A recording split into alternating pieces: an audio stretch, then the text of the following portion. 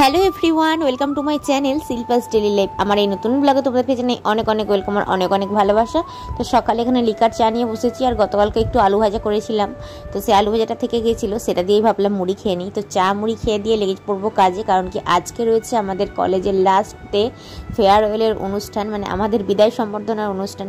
তো কলেজেই যাবো আজকে। তো বন্ধুরা, এখন বাজে প্রায় 9টার বেশি হয়ে গেছে, 9:30 মতো বাজতে যায়। রান্নাটা বসিয়ে দিয়েছি। তো বাপিকে ফোন করলাম, বাপি আর শিবম এবেলা ফিরছে, তো সেই কারণে একটু বেশি রান্নাবান্না করতে হচ্ছে, নাহলে যাই হোক একটা ভাত করে দিতাম, সবসময় খেয়ে নিত। আর আমি যেহেতু কলেজ যাবো, কলেজ যাওয়ার সময় আমি জল ঢেলে আলু সেদ্ধ আর ডিম ভাজা দিয়ে খেয়ে চলে যেতাম, বা প্রত্যেকদিনই তো তাই করি। তো আজকে একটু তাই রান্নাবান্না করতে হচ্ছে। ভাবলাম যদি আমি উনুনে করতে যাই সময় হবে না, সেই কারণে আমি গ্যাসে বসিয়ে দিয়েছি, তাড়াতাড়ি হয়ে যাবে। এই যে একদিকে কাটাকুটি করছি আর একদিকে খুন্তি নাচ্ছি, তো তাড়াতাড়ি হয়ে যাবে, এই হচ্ছে ব্যাপার। আর কলেজে যেহেতু অনুষ্ঠান রয়েছে, মানে জাস্ট যদি নর্মাল যেতাম তাহলে রান্নাটা উনুনে করতে পারতাম, বা যেহেতু একটু থালি টাড়ি পড়ে যেতে হবে, তো সেই কারণে আমার একটু সময় লাগে। তাড়াহুড়ো করে তো কাজ করতে পারি না এখন আর। তো চলো করে নিলাম ঝটপট করে রান্নাটা। এই যে বসিয়ে দিয়েছি, বেগুন ভাজাটা অলরেডি হয়ে গেছে। তো দেখো ফাইনালি আমার রান্না কমপ্লিট, আর 10:30টার মধ্যে কমপ্লিট। এখানে ফুলকপি আলুর চচ্চড়ি মতো একটু বানিয়েছি, আর ডিমের ঝোল বানিয়েছি। বাহ, কালারটা সুন্দর এসেছে। বাহ, টমেটো দেওয়া নেই, টেস্টটা আসবে না, হয়তো ঝাল হয়ে গেছে, এই হচ্ছে ব্যাপার। আর এখানে হচ্ছে বেগুন ভাজা, আর এই যে বড়াটা বানিয়েছি, ডালের বড়া। 4টে আইটেম করলাম। দেখো একবারে তারপরে আমি রেডি টেডি হয়ে চলে যাচ্ছি কলেজে। আর আজকে একটু বেশি সাজুগুজু হয়েছে, মানে শাড়িটা একটু গর্জিয়াস পরা হয়েছে, কারণ কি লাস্ট ডে যেহেতু অনুষ্ঠান, তো জাঁকজমকপূর্ণ অনুষ্ঠান হবে, আমাদের ফেয়ারওয়েল আর নবীনবরণও হবে। তো সেই কারণে কলেজে একটু ভালো করে সেলিব্রেশন হবে বলে সবাই দেখো একটু বেশ ভালো ভালো শাড়ি পরে এসেছে আজকে। আর এখানে আমাদের কিন্তু প্রোগ্রামটা শুরু হয়ে গেছে, তো আর বেশি কিছু বলছি না, তোমাদের সাথে প্রোগ্রামের কয়েকটা মুহূর্ত তোমাদের সাথে আমি শেয়ার করলাম, সেগুলো তোমরা একটু দেখতে থাকো। এখন আর দেরি নয়, ধরবো তোরা হাতে হাতে, ধরবো আজ আপন পথে ফিরতে হবে। এটা কিন্তু ছিল আমাদেরই ক্লাসমেট স্নেহার নাচ। তো স্নেহা কিন্তু ভীষণই ট্যালেন্টেড, ভীষণ ভালো ড্রয়িং করে, প্লাস নাচ করে, বাট ও কিন্তু ট্যালেন্টটা খুব একটা দেখায় না, তো ওকে সবাই জোর করায়, তারপরে ও একটু নাচলো আর কি।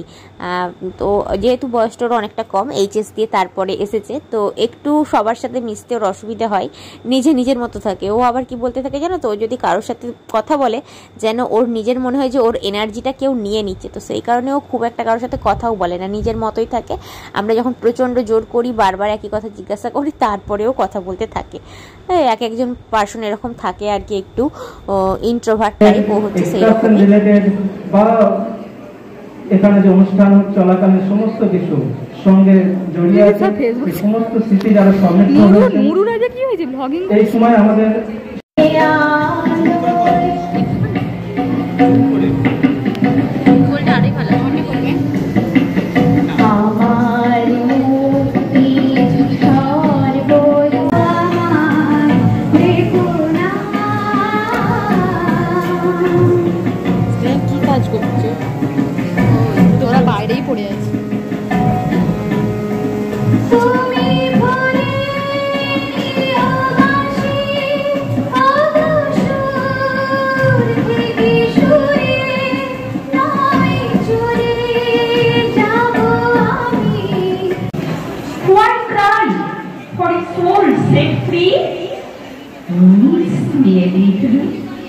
but not for long.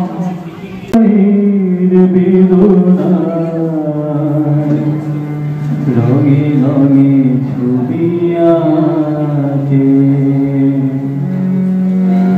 মুছে যাওয়া দিনগুলি আমার যেতে।